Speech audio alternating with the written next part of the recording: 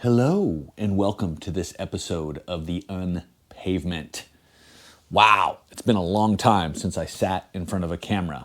It feels good and awkward at the same time. A lot of you have been asking about my trip to Alaska, and I am here to announce that it did not happen. But I had a really good trip to the Northwest. I learned a lot, which, as we all know, is code for it was difficult. It was difficult, but yes, I did learn a lot and had a good time. I mean, a lot of good stuff happened. But all the difficulty in learning was necessary so that I could fulfill my dream of paddling with orcas. That's what this is all about. Is a big bucket list item of mine is to paddle with orcas. So I'm going to tell you about my trip, about the orcas that I did see. But first, I'd like to let you know that this channel is sponsored by Sierra Nevada Brewing Company. When you are at the grocery store deciding what beer or even non-beer type item to get, because they do have a couple new products. If you've seen Strange Beast, a new hard bucha that's out, that is made by Sierra. Now, I'm not a hard bucha fan, really. Tastes funny to me, but this one's different. They put hop flavor in it. So if you drink booch because you don't like hops, then you might not like this. But if you do like hops, this is a really good booch. I really enjoy it. They also have a new tea, their Tea West, which in all honesty is a little sweet for my taste. But it's good. It's refreshing. And if you're looking for a beer alternative and you like sweet, the Tea West is really good. I think they have a lemon and a different flavor. I can't remember. It's pink. I remember it's pink. And they also have, which I am really, really liking, their Hop Splash, which is hop water. Now, I have recently begun to listen to and follow Andrew Huberman.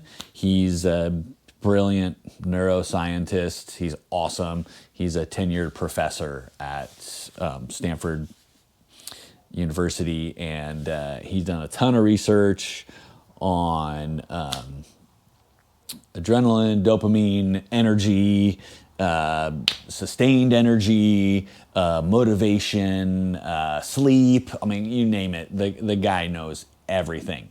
He recently put out a podcast on alcohol. And after listening to that, I'm definitely slowing down on my alcohol consumption. It's probably something I should do anyways. And Hop Splash helps me do that. On the days where I really want a beer, but I'm trying not to have one, I have a Hop Splash instead, and it's a great replacement. It's got hops, it's made by a beer company, it's in a can, and then it just fulfills that like hand to mouth necessity of having something. I've cracked one when I'm grilling, when I'm cooking, sitting enjoying the ocean. When other people are having drinks, I've cracked one, and it's been great. It's totally satisfied that desire for a beer. Also, if you are at the grocery store looking for a beer item, they've got several new beers. Their liquid hoppiness is their like popular one that they're really pushing. It's super good. That one, for me, as you guys know, I like lower alcohol content, but still full flavor. Liquid hoppiness, I think, is in like the 7% range, which is a little high for me, a little strong for me. And I really like their Summer Break IPA, which is their session IPA. It's, I think it's in the 4.6 or 8% range, which is more my style.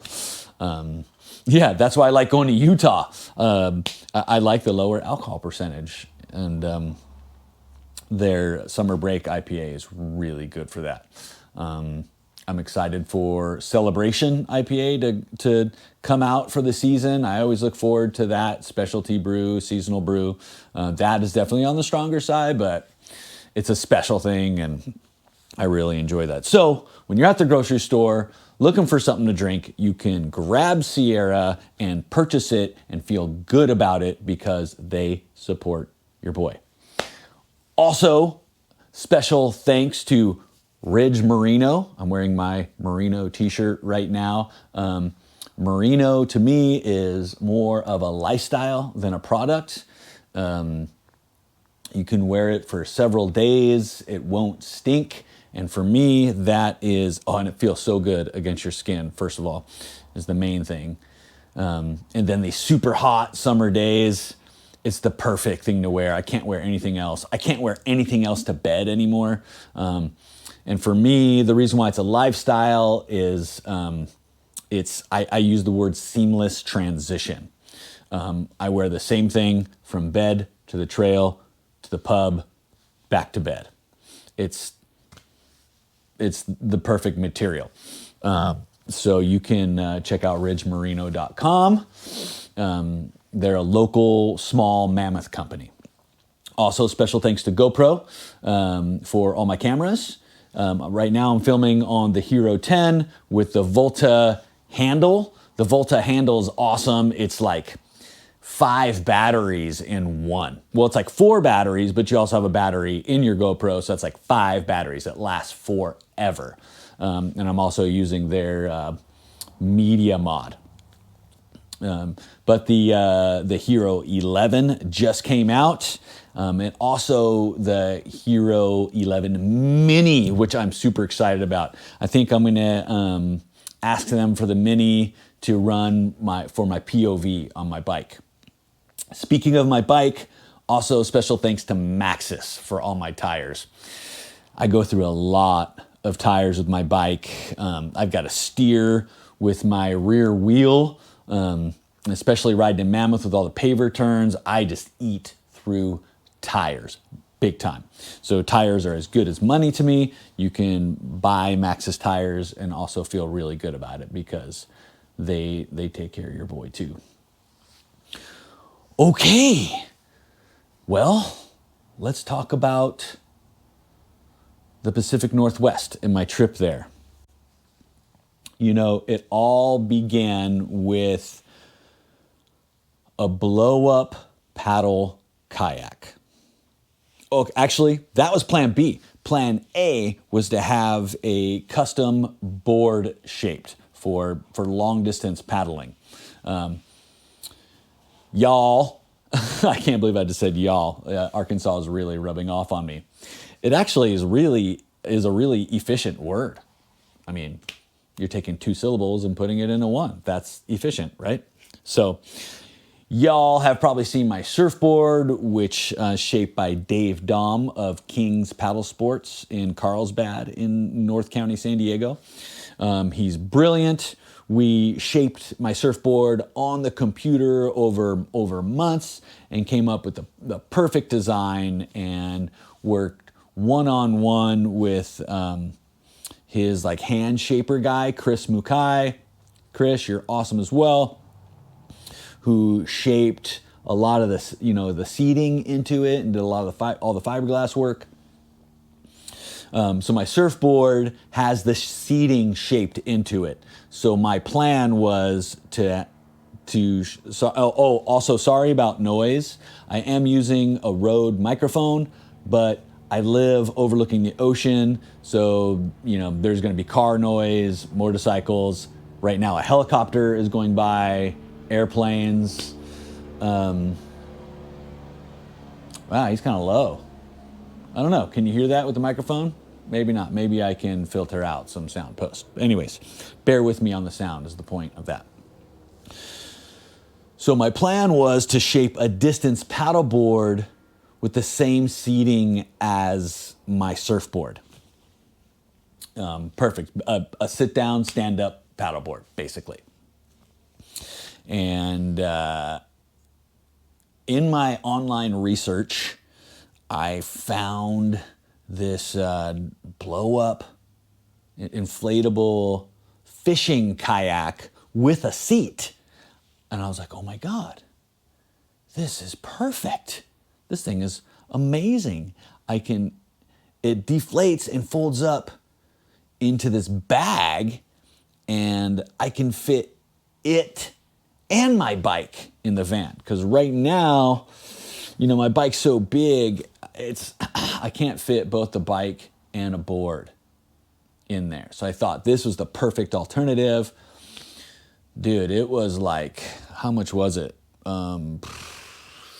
$2 or $3,000? I think it was a little over $2,000, I think. It was expensive. It was really expensive, but I was like, hey, this is a dream of mine. I'm gonna make this happen. It was delivered, and turns out the bag itself is 70 pounds, and I can't lift that. So I was like, oh, in the middle of the night, I had this other brilliant idea to actually, let me back up. I have a powered lift for my bike that goes in the back of my Subaru.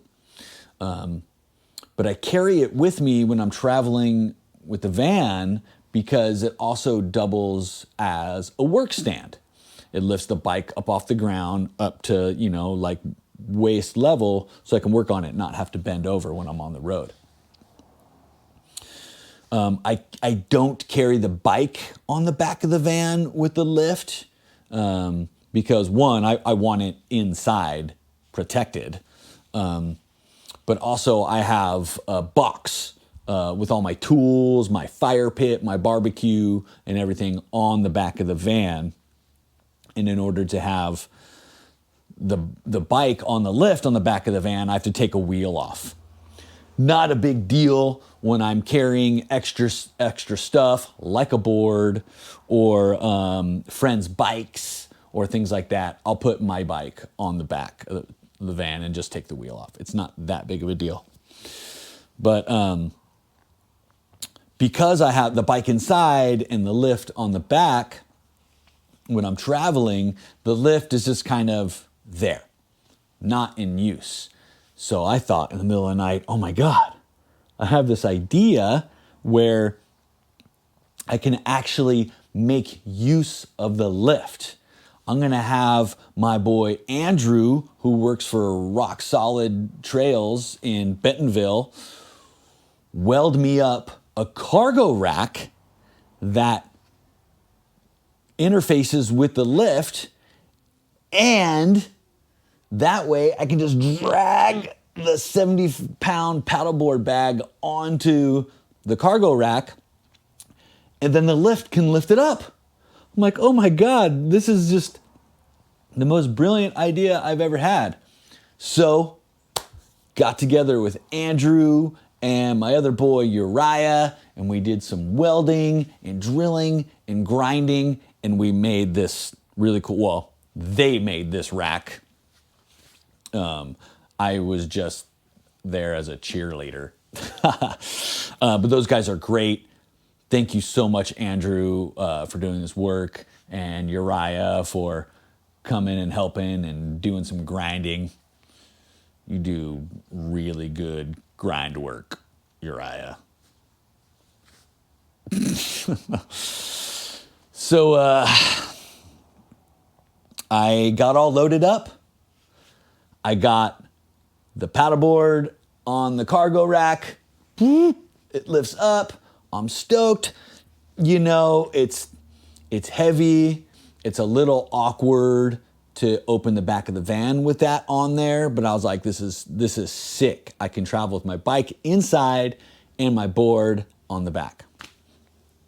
Loaded the van up, and I left Bentonville for the season.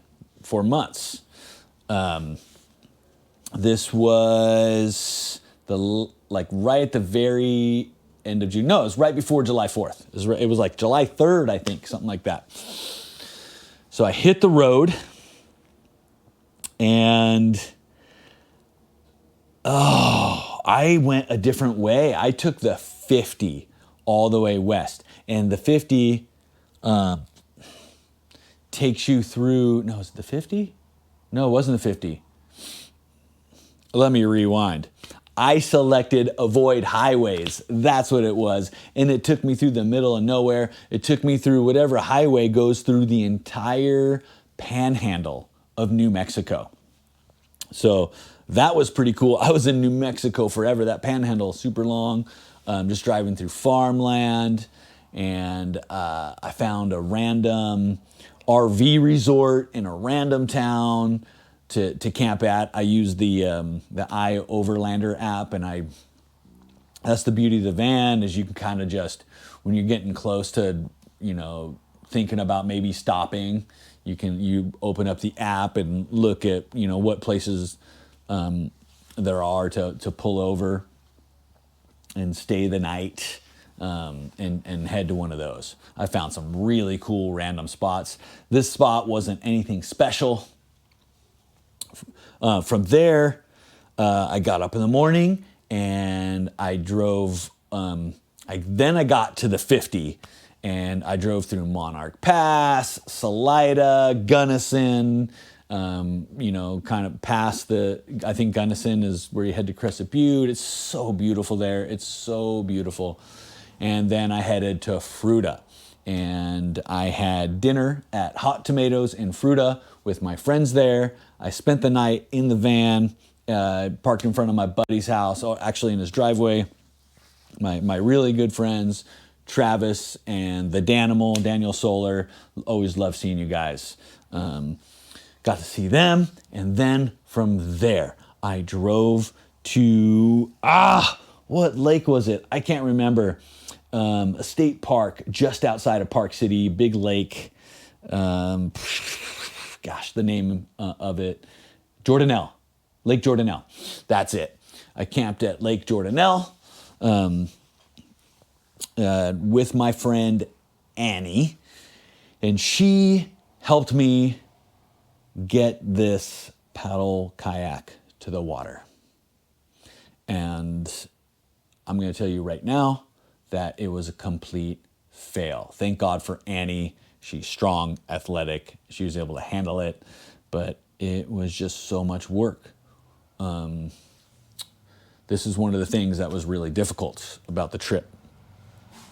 And I'll get into why this led me to not go to Alaska. It's a dream of mine to go to Alaska. I've wanted to go since I was a kid. I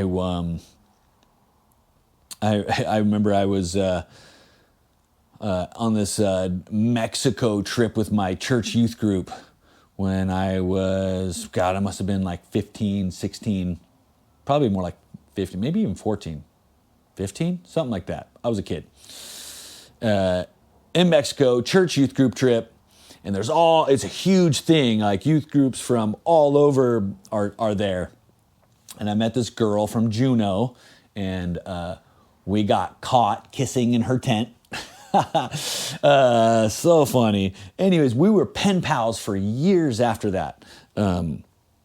We wrote letters back and forth for years. I had a picture of her on my bunk, and we're friends on Facebook still. Married, family, lives in the Bay Area. Awesome.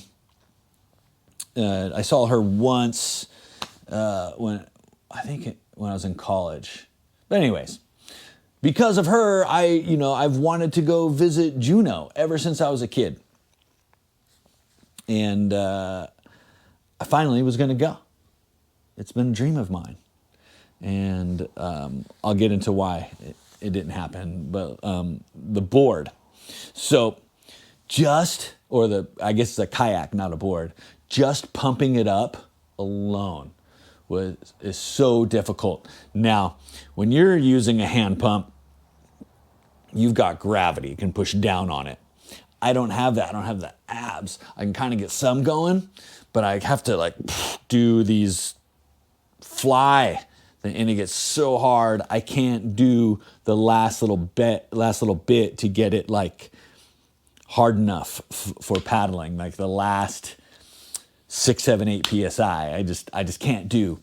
My air compressor didn't work, so I'd need to get a better, stronger air compressor. That would be one. That would help that. But it doesn't matter because the thing is so big. And like carrying it, I would need to get a wheelie cart, and then getting it down to the water with the wheelie cart would be something. And it's big, it's heavy. And then here's the thing. I mean, I could get a compressor, I could get a wheelie cart, I could do that, but the thing is designed around their like hand pedal propeller apparatus. It's got like this opening in the bottom that you can take this cover off and get this optional hand pedal propeller apparatus, which is like another $1,000. And so I obviously did not get that because it made the thing $1,000 more expensive. And it's not hand pedal, it's foot pedal. It's foot pedal. And so obviously it's not going to work for me. I could like lay over on my lap and be face down and pedal the foot pedals with my hands, but it's just, no, that's not going to happen. So it's designed around this. And it was a little misleading on their marketing. They have pictures of people paddling it and stuff, sitting in it and paddling it like a kayak. No, you cannot paddle the thing. I could not fucking paddle it for the life of me. It was so hard. It was so arduous. It was virtually impossible. And then Annie got in it to try to paddle it to see if it was because, I didn't have the abs or, it was a paraplegic issue. No, she couldn't paddle it either. And she is a climber, mountain biker, all-around athlete, super strong, and she couldn't paddle it. So that goes to show you that the thing is built around this propeller apparatus, and it's just not really paddleable. So, and then getting this thing back up to the van from the water, deflating it, folding it up, getting in the bag, loading it back up onto the cargo rack and getting it back on the van, and it was so much work that it's too much work. It was a total fail. End of the day, exhausted and disappointed and defeated. And again, thank you, Annie, for just taking your day that you thought we were just going to be paddling around, drinking on the lake, and it turned into a pretty tough day. I mean, it was an adventure, it was an experiment. We got an amazing workout. We were out in the sun. It was good, but not what we expected. So thank you, Annie. So now here I am driving around with this thing on the back of my van that I'm not going to use. So, I mean, really what I should have done is dropped it somewhere and left it with a friend and had them send it to me or something. It's probably what I should have done, but I wasn't really thinking, and I headed north with this thing on the back of my van. Next stop was Haley, Idaho, meeting up with my good buddy, Alan Jacoby. Alan and I have known each other for a really long time. He's a friend from Mammoth. He's a Hollywood pro. He's worked on shows, Longmire, SEAL Team.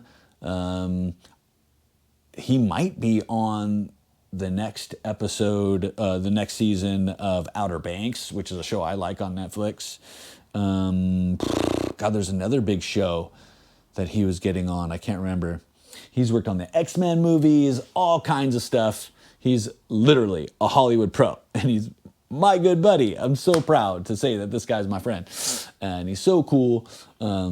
He made the Bloody Couloir movie. If you're not familiar with the Bloody Couloir movie, you don't know what that is. We made a documentary that we released in 2014, a long time ago, of me climbing this mountain in the Mammoth area, and the whole expedition and story behind it.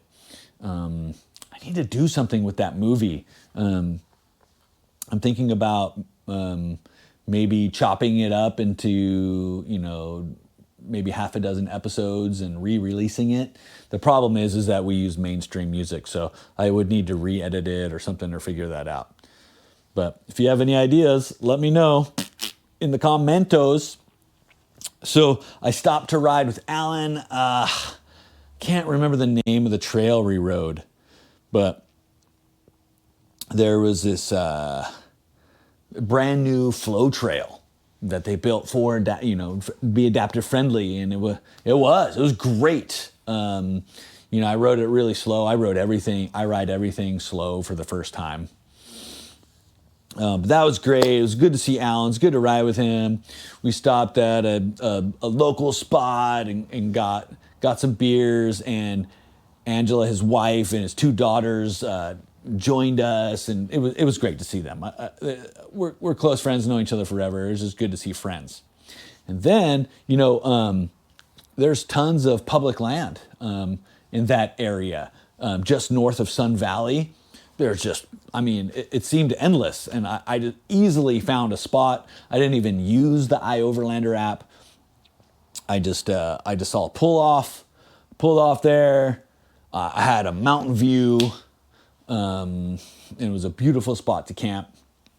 And then I left early in the morning to head to Port Angeles, Washington was my destination. And I selected avoid highways.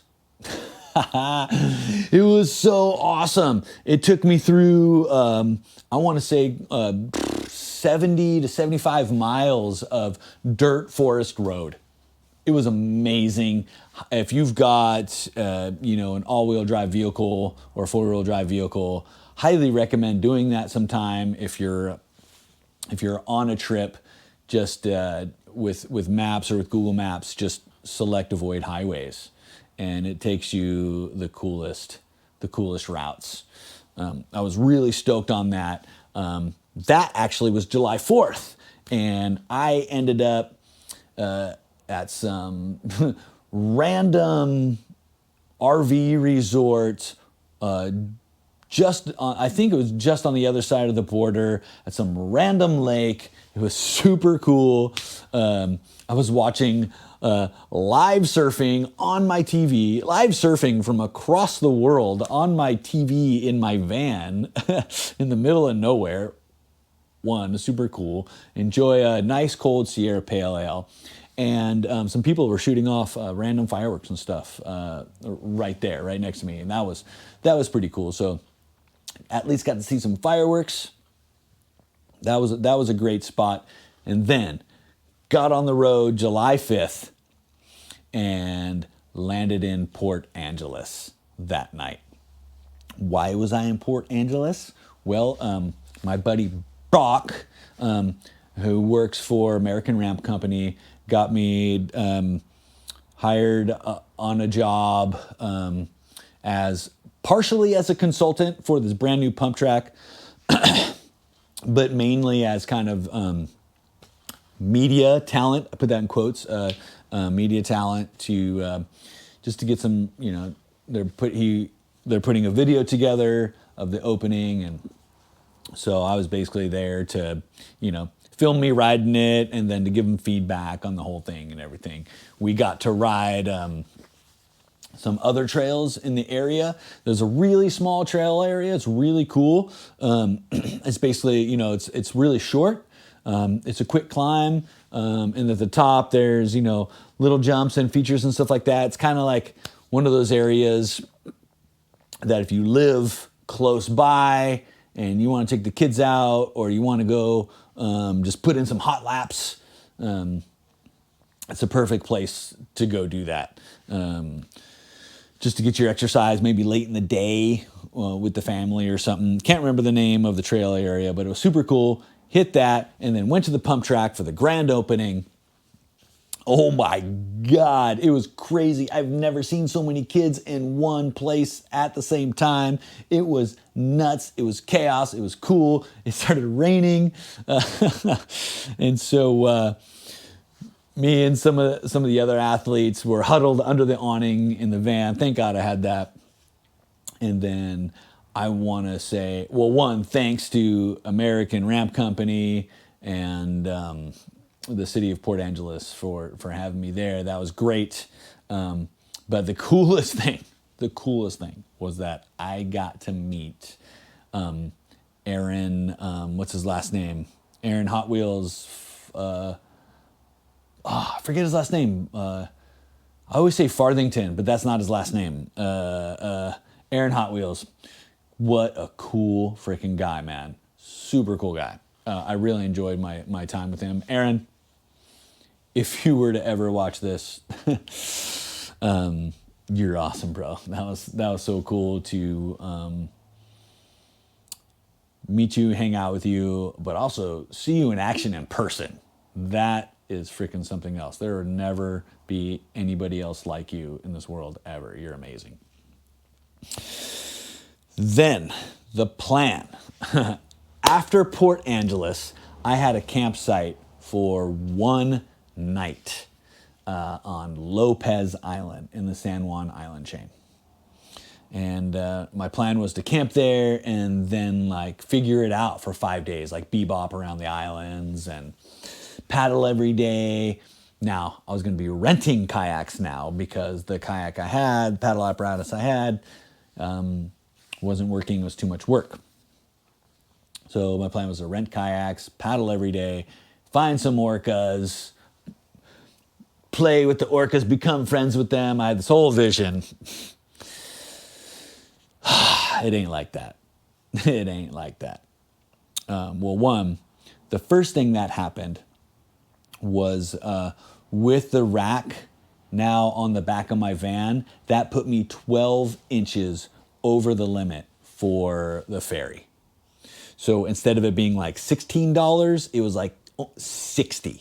Like I'm paying just as much as like the semi trucks because I'm over length.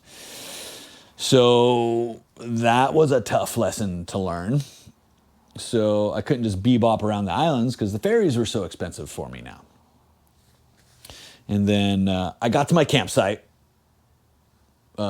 Great campsite. I actually pull into the camp area, and first, before going, did I go to the campsite first? No, I didn't go to the campsite yet. Can't remember. I'm getting mixed up. Did I camp first, or did I go paddle first? No, I went paddling. Yeah, I went paddling first. Because I went to the camp area and I drove. I'm getting mixed up. I'm getting mixed up.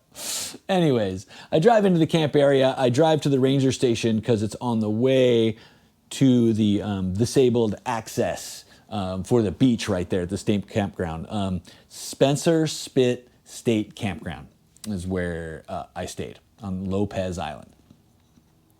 And there's this long, steep trail down to the beach area right there. And for disabled access, they have a road that winds down to the bottom. And when you take this road, you drive past the ranger station. So I drive up to the ranger station, and there's like 4 or 5 super cute female rangers right there. And I want to make sure I'm going the right way. So I kind of stick my head out the window, and they walk up, and Ranger Megan, the first thing she says to me is like, "You know there's a bird in your grill?" Oh my God. I was like, oh my God, no way. So she gets a little broom and dustpan and pulls that poor little buddy off the grill for me and throws her away. and then they indicate the way that I'm going the correct way and where to go down to the beach.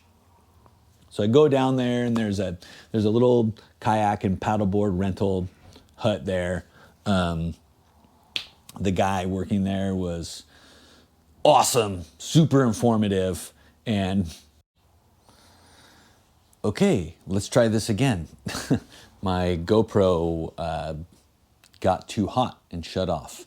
This is a problem with the new GoPros. Now they have different settings, like different performance settings, so that you're not asking so much of your camera.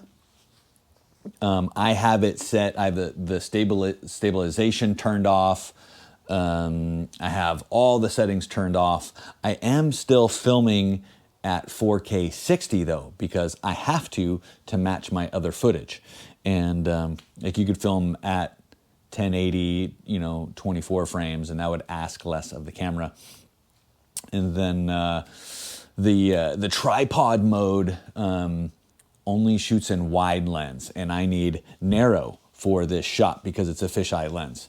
So I am asking a little more of the camera than like the lowest performance setting. And I also have the media mod on the camera, so maybe it doesn't breathe as well. I have my fan turned off also in the room for sound. Oh, let me turn my phone on silent. So there's no air moving in here because I don't want fan sound like in the background. So I guess I'm asking a little too much of this camera.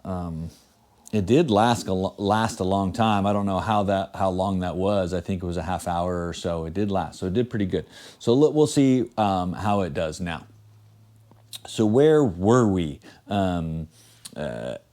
Ranger Megan had just taken the bird out of my grill, and I drove down to the beach. There's a kayak rental place there. The guy there was super informative. I think his name was Don? I can't remember, but we sat and chit-chatted for a long time. I had a ton of questions for him. He had a ton of answers, a ton of information. And he even like busted stuff out and maps and showed me where to go and everything. He did inform me that where we were right there, there's no whales. There's rarely ever. Like, he said the last whale sighting in that area was like 5 years ago or something. So I knew I was not going to see any whales this day, but he did point me in the direction and show me where the whales usually are. They're usually, now I was on Lopez Island, which is one of the easternmost islands, on the west side of San Juan Island. I think San Juan Island's the biggest one. The strait between San Juan Island and Victoria, in there is where all the whales are.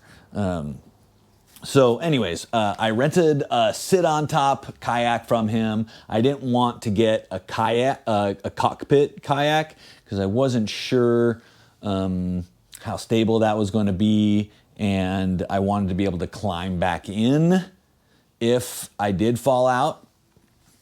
And so I got the sit-on-top kayak, which I'm moving around in there. It's not very comfortable. I did get, a significant paddle in. I had not been paddling for several months, and so I was out of paddle shape anyways. I didn't need to go on some epic thing. I paddled around this little island where he said some seals would be hanging out. There was nothing. And then I went around this little bit bigger of an island right there on the other side of Spencer Spit.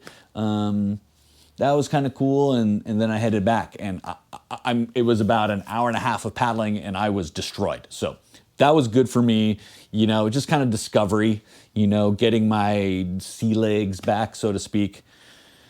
And then my plan after that was there's a parking lot on Lopez Island for van lifers and overnight campers. My plan was to set up there and, kind of figure things out. I did check out a couple other spots that Don, I might be getting his name wrong, but I went and checked out a couple other spots. He told me all these spots to go check out, and I did, and they were beautiful and awesome. So I kind of toured the island and then went to this parking lot, which I was not comfortable at. There's a couple homeless people there, which I'm sure they're great, fine, nice people, but there was just no privacy. I wanted a different experience than that. I wanted to be able to hang out outside my van and have a peaceful experience, and that parking lot was definitely not that. So I drove around the island some more, checked out another campsite. That was all booked up, and I ended up back on Spencer Spit State Park campsite. I just kind of like drove around and ended up there. I thought I would just check out and see if there's any campsites available, and there was one. There was a group site available for $80, but I was like, fuck it. I'm tired. It's getting dark. I just want to like set up camp and eat at this point. So I do that. I drive into the group campsite. I switch the van over to camp mode, and I'm just chilling in bed watching TV, and I get a little knock on the door. I'm like, what the heck? Like, that's kind of scary, right? You get a knock on your van door. I'm like, oh shit, it's one of the Rangers, making sure I pay. My plan was, I didn't have any cash, and you're supposed to drop cash in the pay box. And I was like, I'll just pay with my card in the morning. So that's what I did. And I was like, they're thinking that I'm trying to poach and I want to explain. So and I peek through, I pull back my window insulation on my van window, and it's Ranger Megan. She's super cute, by the way, and really fucking cool, it turns out. So I'm in my boxers, my bare purple puffy feet, but I'm like, screw it. I open the door. I'm like, hey, what? I was like, I was going to pay with my card in the morning. She's like, don't worry about it. I just wanted to let you know that there's one of the $12 sites available, and you can move over there, and I'll be in the guard shack in the morning at 8, and you can come pay then. And she's like, and you can have the site for as long as you want, which was a big deal because I was feeling really out of sorts. I needed a home base, and I was just kind of like wandering around. And so this gave me a home base. I was so grateful. And also, the other thing that enabled me to do was leave the cargo rack and the paddleboard there in the campsite so that I didn't have to pay as much for the ferry, and that enabled me to bebop around the islands without paying so much. So it was huge. I'm so grateful for Ranger Megan. She left. I switched the van back to drive mode, drove over to the other campsite, switched back to camp mode, and had a great night's sleep. And in the morning, I rolled down to the guard shack. Ranger Megan was there, and I paid for the campsite for, I got it for a few more days. And then I asked Ranger Megan if she wanted to freaking hang out and come to the campsite for a beer that night. So she was like, yeah, I could do that because she's freaking cool. So that day, I went back to the van, and my plan was to ferry over to San Juan Island and go on a whale watching tour. Well, the other thing that I learned was you got to know the ferry schedule. I thought you could just show up and there's a ferry every hour or whatever, and you don't have to worry about it. But no, that's not the case. So I get to the dock, I miss the ferry. Crap. So I have an entire day to spend on Slopez Island, they call it. There's nothing going on. So I went to one of those like cool spots on the other side of the island that Donna told me about, and I just kind of set up shop, like hung out, overlooking the water, made lunch, and hung out for a few hours. Just really, really peaceful. Kind of did nothing. Did the slow pez thing, which was nice. I hadn't done that in a long time. Just done nothing in a day. Then I went to the tiny little town that there is there, and I found a health food store. I bought a couple of slabs of salmon and some veggies to make dinner that night, just in case Ranger Megan was hungry. And I headed back to the campsite, showered, had a beer, and then and set everything up. Cleaned the van so everything was nice, and set up my fire pit and did all that. And Ranger Megan came over, and it was freaking awesome. It's so nice to have like good conversation with somebody. We had a few beers. We had some salmon, and one thing I've been struggling with lately is just kind of lack of curiosity in the world. And I got to say that I am 100% guilty of that for the majority of my life. And my ex-girlfriend Christina like really taught me about how to ask questions and the importance of being curious. And that's probably one of the major things I came out of that relationship with. And so now in dating, and not just dating, but just people in general, now being a good questions asker. I end up, asking a ton of questions to people, and rarely does anybody ask me about me, which is fine. I know all about me. I don't need to talk about me, and I'd rather learn about them anyways, but it tends to be a little lopsided is all I'm saying. And this was one of those conversations where it went back and forth. We were both super curious about each other and asking each other questions. Like, I'd ask her a question, she'd share. She'd ask me a question, I'd share. That to me is good conversation. And it was just, and we covered everything. Like funny stuff, like deep stuff. It was awesome. Oh yeah, and she shared tons of information with me about being on the islands. Turns out you can't just go there and wing it. They've really clamped down on van lifers and that sort of thing. So you can't just like park anywhere. They're really serious about that there. You have to plan ahead. You have to have campsites booked way in advance and know where you're going to be. And then she shared with me the ferry schedule app, which was huge, huge. That changed so the campsite, the information about how things operate there, and the ferry schedule, and also more information on where best places to find and see orcas. So just a great freaking night. It's good to be like friends with a woman. That's something I've struggled with my whole life, and it's so good to not think about anything else and just, it's something that I've learned late in life, and I'm sorry for that. It's just whatever. It's my journey. It's where I'm at. It's who I am. But it's so good to be able to have a conversation with a woman and not like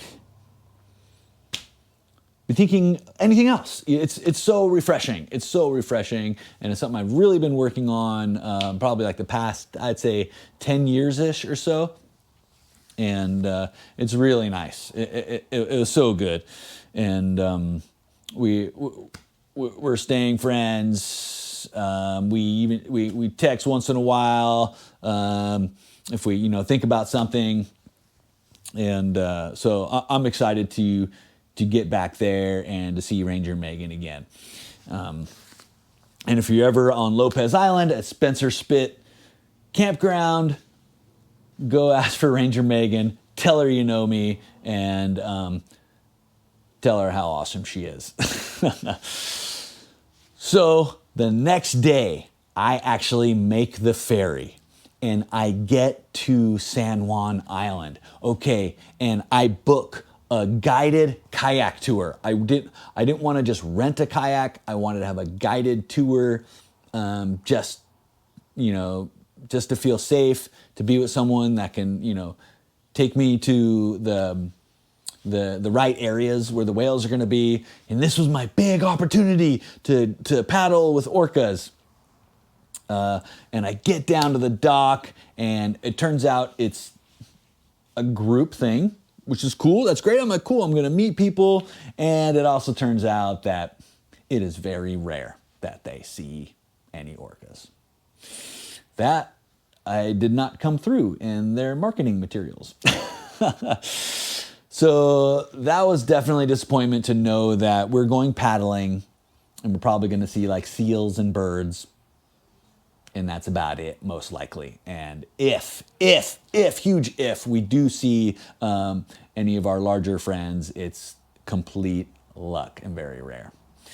So we go out paddling. I'm in a tandem cockpit kayak with the instructor, which I was actually really grateful for because I wasn't sure about the stability and things like that. Turns out they're pretty stable. And I'd be good in one of those cockpit kayaks. The thing that was happening when I was paddling is my hips were shifting back and forth, which is energy lost in translation. So I'm having to paddle extra hard, and my hips kept sliding forward. Like I kept reclining like that. So that's what was happening. That was pretty uncomfortable.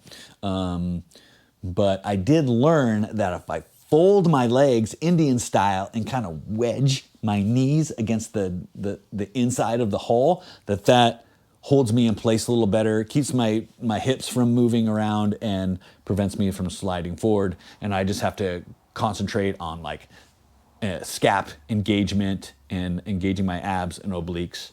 And I have to pay attention to those fundamentals like every stroke. It's pretty, but if I did that, so it was good. It was good.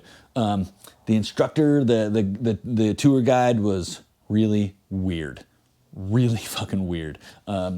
He was a super nice guy, super intelligent, super good at what he's doing, but he just would not shut up. Like he just kept talking about the most random things. And I was like, I just wanted to say, hey, bro, like, can we just like be quiet and listen to the water and the birds and whatever, but it was just like, it was the randomest stuff. I was like, it was actually a little maddening, to be honest with you. And turns out one of the girls in the group got sick. And we had to like jam to one of the islands where there was a bathroom. Poor girl, felt so bad for her. Obviously, taking care of her and making sure she's okay is a priority, but that shortened our route, our paddle. So that kind of sucked. I mean, and even the instructor, he was kind of like a foot and mouth kind of guy. He even did say like, oh, if we didn't have to stop, we could have gone around that whole island because y'all are really good paddlers. And so it turns out everyone's really strong paddlers. And we did do like a significant distance, but we could have done a lot more. So that was kind of a bummer. I mean, it was like $250 for this kayak tour, and to have it be like cut short like that was kind of a bummer. So, got skunked. No whales, no nothing. And then I get in the van, I drive to the dock, and I actually had forgotten to look at the ferry schedule for going back. And I get there, and the ferry is not till like 11 p.m. Like, super late, super late. And I was like, oh, I had like 6 hours to kill. I was like, oh my God, maybe I'll spend the night here or something instead. So I jumped on the iOverlander app to see if there's anything, and I found like a lookout spot on the west side of the island. And even the person had said like a great whale watching spot. I was like, now you're speaking my language. So I drive to the other side of the island. It's like 20 minutes to drive, through. It's all that kind of little rural side roads and stuff. There's cows and everything. And I drive to the other side of the island. I open the door overlooking the strait, and I can see Victoria in the distance. And what's the first thing I see but whoosh, whoosh, whoosh, whale spouts? Oh my God. Right when I opened the door, I saw whale spouts. I'm freaking out. Oh, I was so stoked. I did not get skunked. I saw whales, yes, from a distance. I'm pretty sure they were orcas. The spouts were a lot smaller than what I'm used to here with gray whales. So they definitely were a lot smaller of a whale. So I'm pretty sure that they were orcas. And that was it. No other spouts after that. So the timing was crazy. It was literally right when I opened the side door.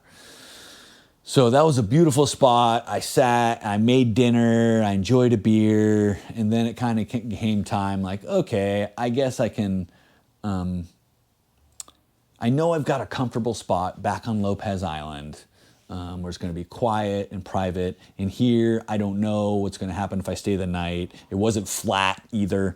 Who knows if someone's going to come up. It was right on the side of a road. This is going to be noisy probably. So I decided to head back, catch the ferry back to Lopez. And that was it. That was it. In the morning, I woke up. I took the ferry back to the mainland, and here's where it came decision time. This was now decision time. One, I was going to go to Bellingham and ride. And then from there, I was going to go to Whistler and ride. And then from Whistler, I was going to drive to Juneau and go paddling with a friend there. My friend Corey, who is a ski patroller in Mammoth, he is from Juneau, and every summer he goes back home and leads humpback whale watching kayak tours. So I was going to go paddle with him. And then from there, who knows, get lost in Alaska, I don't know. And then come back. Well,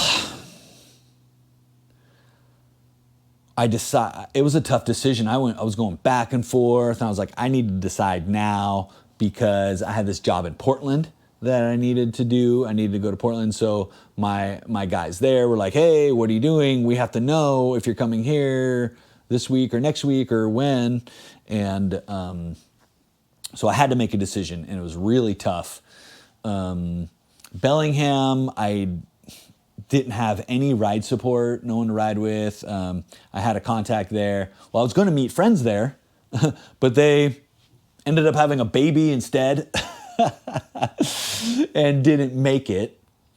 So they hooked me up with their friend in Bellingham. It turned out that he couldn't get together the day that I was going to be there. So I didn't have any ride support.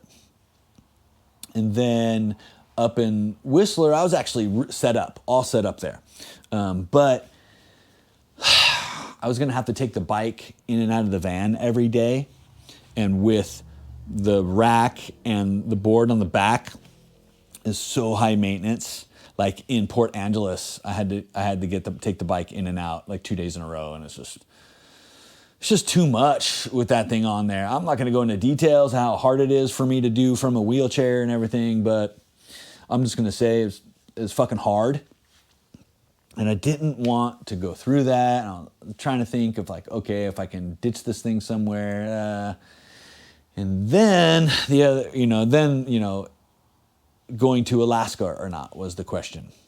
I was going to have to rent a kayak, so I wasn't going to be comfortable.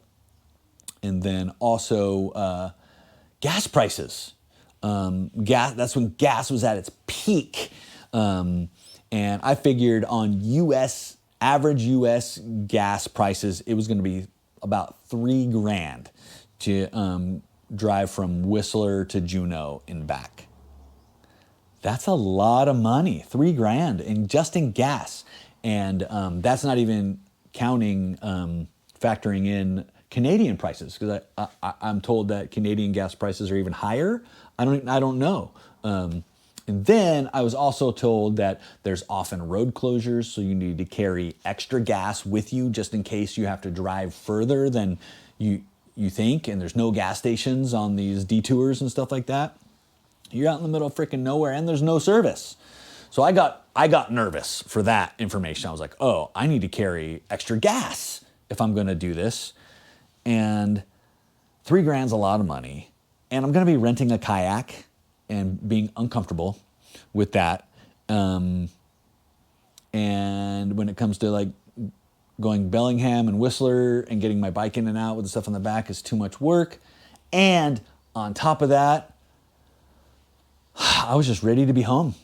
I was feeling pretty homesick for San Diego and just ready to be home. I was kind of tired of being on the road. It was going to be, that was right about the 3-week point on the road. And right about 3 weeks is when I start to get uncomfortable in the van. The longest I've done is 4 weeks. So I was ready to be home. So I aborted the Bellingham, Whistler, and Juneau portions of the trip, with the intention of coming back next year. I'm going to get this. I'm going to go back to plan A. I returned the blow-up paddleboard. I sent that back. Thank God, that's gone. And I'm going to have this custom paddleboard shaped. The thing is how then do I carry it? I'm either going to have to get a board that's short enough that it fits inside the van, or I might get the side hooks. There's a company here in San Diego, local company, that makes stuff for vans, bumpers and stuff. They made the box. Okay, sorry about that. Again, the camera overheated, but I think I got another, close to 30 minutes record time, and then it cooled down really fast. I just let it sit, and then it turned back on, just like 5 minutes later.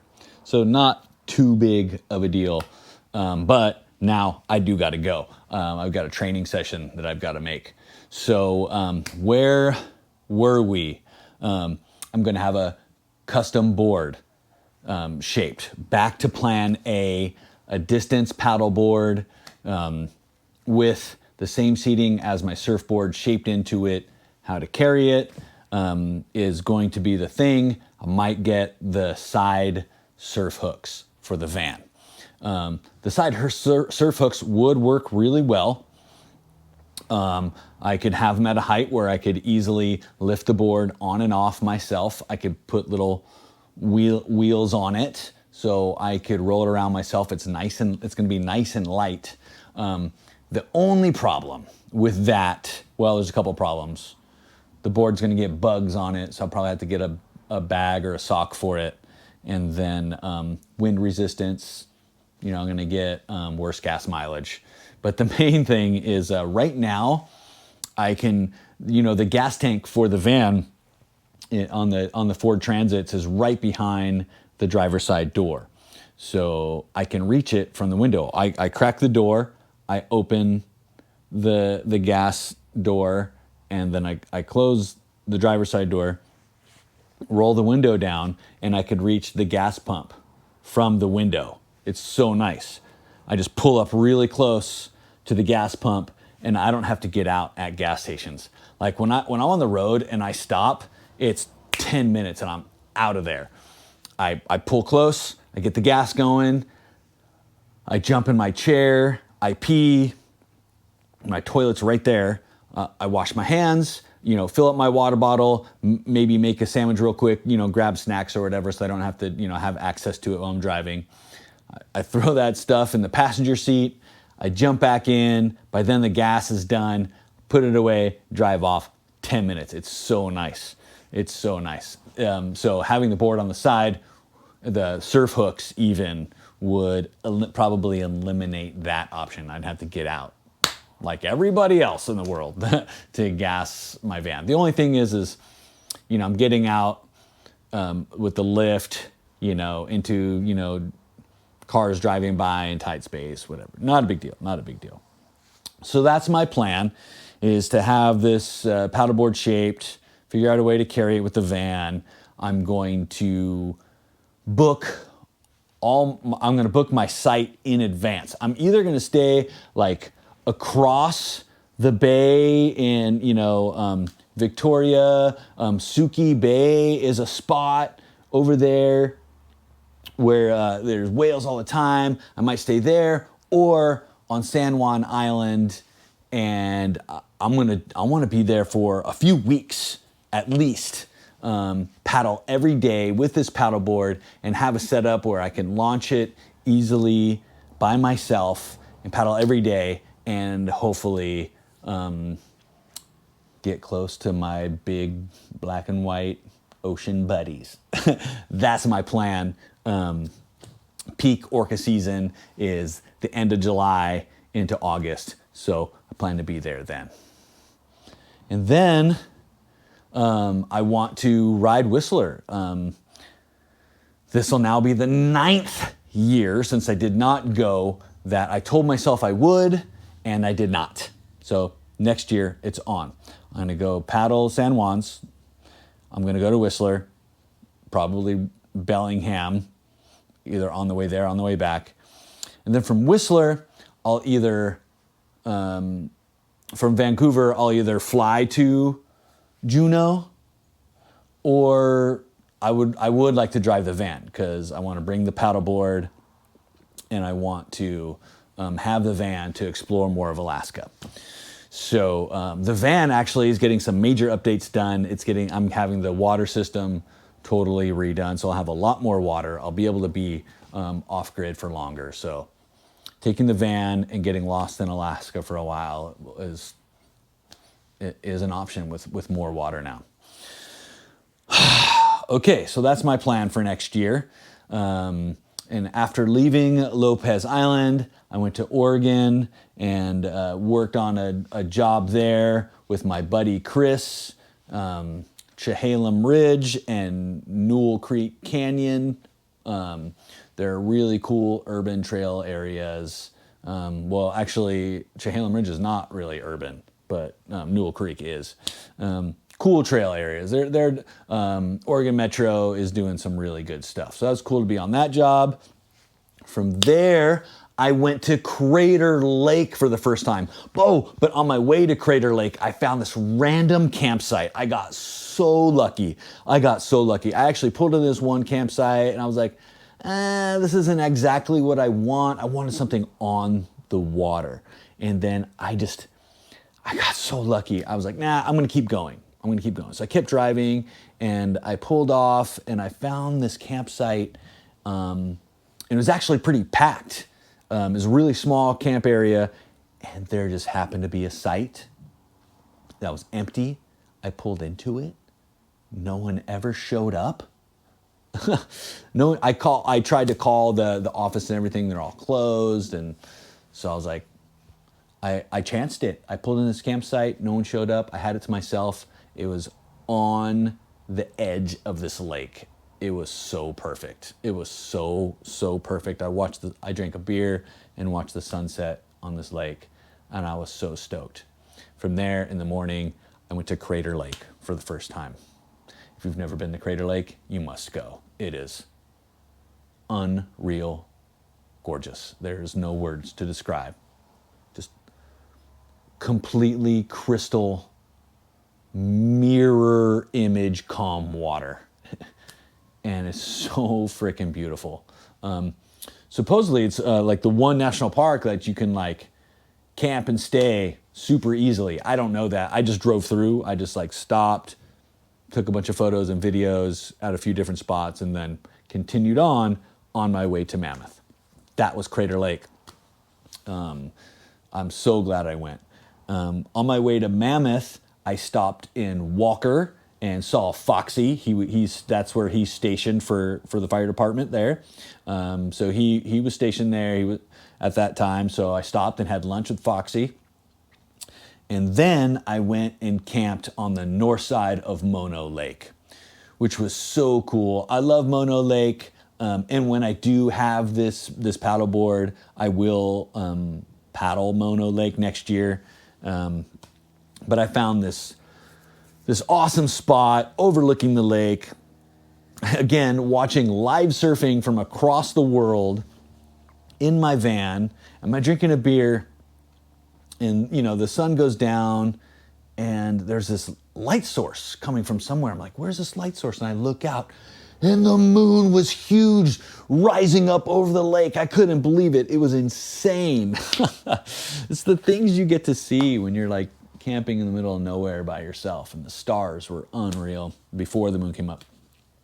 And in the morning, I explored and off-roaded that whole area on the north side of Mono Lake, and I dropped pins for the best campsites there, so I'll have to go back.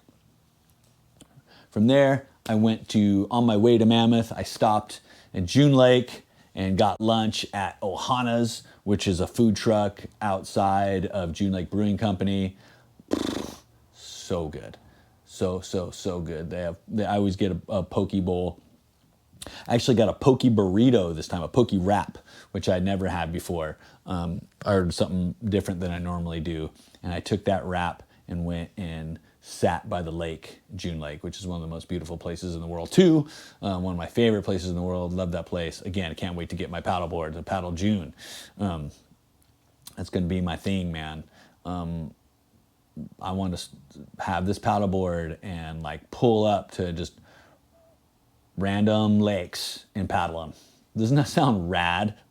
And then get back to the van and drink a beer, make dinner or whatever.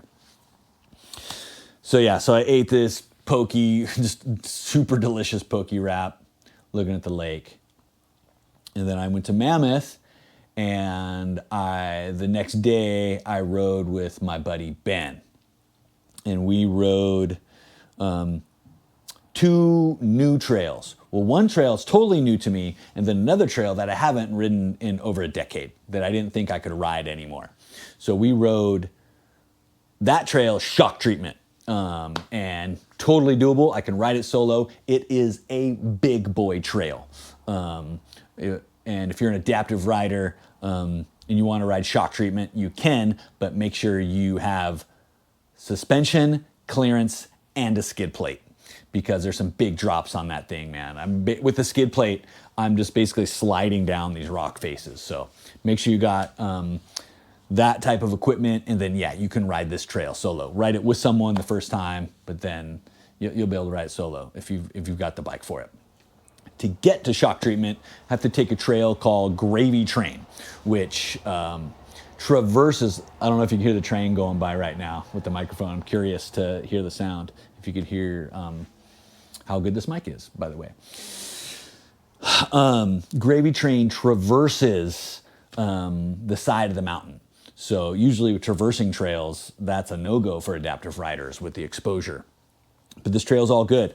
I don't know if I'm confident riding it solo, because when it rains, there's washouts, and those washouts can be pretty off-camber and exposed. So I still don't know if I would ever ride it solo. I'm probably gonna notate it as aMTB 2 on Trail Forks for that reason, because it's got to be worked on constantly. But that was pretty cool. So I rode Gravy Train and shock treatment with Ben. I was so stoked. And then the other thing that happened, there's a rock roll on Chain Smoke that I've done previous video for. If you guys are watching this on YouTube, I'll give a link up here for it.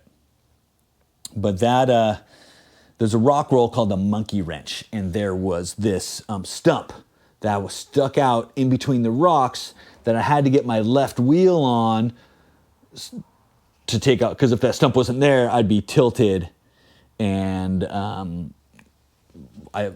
thought I would flip over and be too off camber, and I flip over, and it's high consequences very high consequences.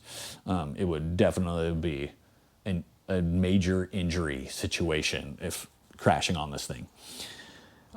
So the trail crew took this stump out, and I was like, oh no, we need that. So I connected with them. Thanks, Gabe Taylor, for making the connection with Jake, the head of trail crew. And they put the stump back in. They like glued it back in, or however they do it. But it wasn't the same. And I wanted to try the rock roll without riding over the stump. And I had Ben spot me, but turns out it's no problem, which was a huge deal. Don't need the stump. So I thanked Jake for putting it back in, but told him to take it back out. It's not needed. It's super scary when you look at it, but if you've got a bike with good suspension, no problem. It's actually no problem at all.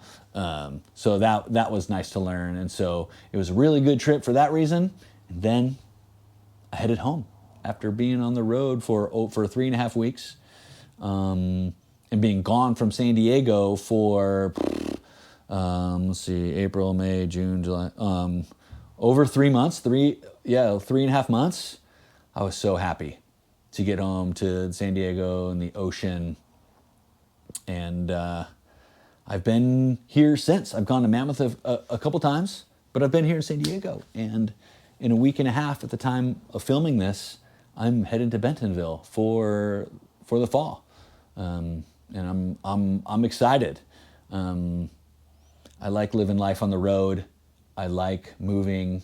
When I'm here, I am not healthier than when I'm anywhere else, though, because I've got my trainer at Adapt, which another thanks I forgot to thank in the beginning of this video. Thank you to Adapt Movement in Carlsbad. They're a gym for people with neurological disorders and disabilities, and they know what they're doing. The trainers there are amazing. It's probably the most important thing I do in my life is work with my trainer, Alex, there. Alex, love you. You're freaking awesome.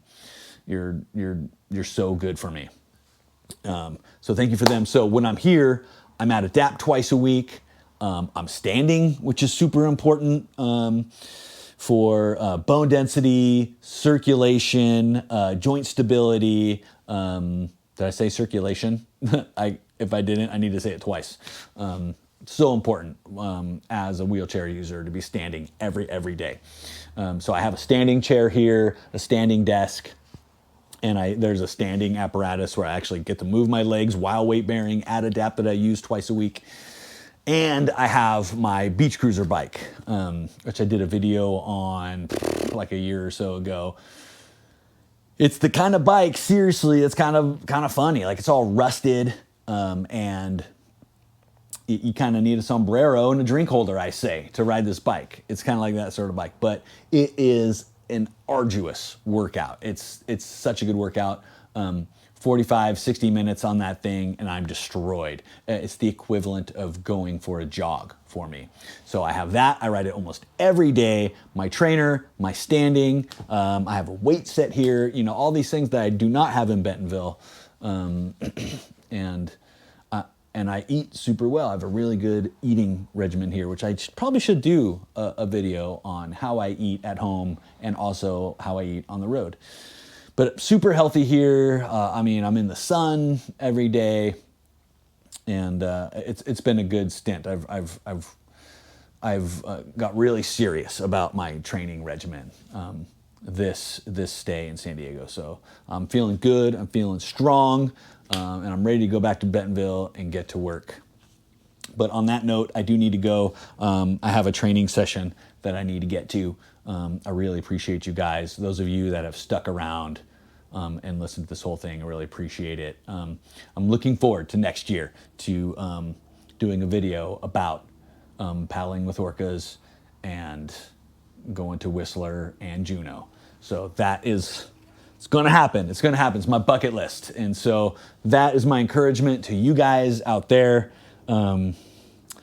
Decide right now what you want to do with your life, because life is short. I've almost died 3 times. Life is short. It could happen at any moment. You could land in a wheelchair at any day, you know? So take advantage of what you have, take advantage of the time you have now, and decide what you want to do with your life right now. And you know, get with your family, get with your friends, and be like, hey man, this is what I want to do. You know, will you support me in this? You know, and also be a part of what they want too. You know, it's not all about me. It's not all about you. It's about everybody else, and not only making, you know, the things that we want in life to happen, but making the things that others want for their lives to happen as well. So get with your family and friends, be like, hey man, this is what I want to do with my life. Here's what I need from you guys. You know, what do you want to do and how can I support you? Get that done, and then start doing the little things every single day to make that shit happen. That's it, man. That's what life is about. Deciding what you want and doing the little things every day to work towards it. So I've got this goal, paddling with orcas, and dude, and it's not easy, man. I've got a lot of stuff to figure out, a lot of logistics and things like that. And so that's another thing I want to say is, if what you want to accomplish is easily achieved, then I'm going to go out on a limb and say, maybe rethink it, because anything that is worth anything takes some element of enduring and hardship. That's just how life works, man. The harder it is, the more effort it takes, the more you have to put out to make it happen, the greater the level of accomplishment and thankfulness on the other side of that. And with that, I'm gonna say thanks again. Love you guys, seriously. If you got anything from this video, please at least just like it. That would be great. Leave a comment, because that really helps my algorithm, and I engage. I answer every single comment, man. So please say something, because that actually keeps me going. I struggle with motivation. Those of you who know me know that. And when I get comments and stuff like that, and questions, I love questions, man. That really keeps me going. And you know, the biggest thing you could do is to share this with somebody. Like, hey man, this is my buddy, this is a guy I follow. Check out his stuff. You might like it. Maybe go on a YouTube binge of his videos and like and comment on his stuff too, you know? Oh yeah, and there is one more level. You can support this channel. Links are below to help out. And if there's links for my gear or anything below, those are all affiliate links. So you can click those and buy something and feel good that it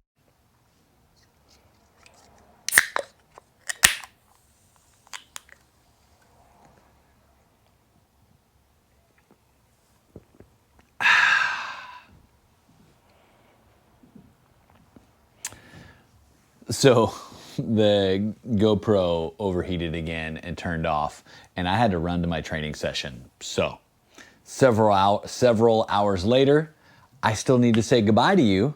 So I'm having myself a hop splash. That's nice. And I can't remember where we were, but thank you for hanging out this long. Really appreciate you guys. Don't forget to support this channel. All the links are down below in the show notes. And whether you're listening or watching the edited video of this adventure, thanks for sticking around. I really appreciate you guys. And now it's your turn. Put that phone down and go get your hug from Mother Nature.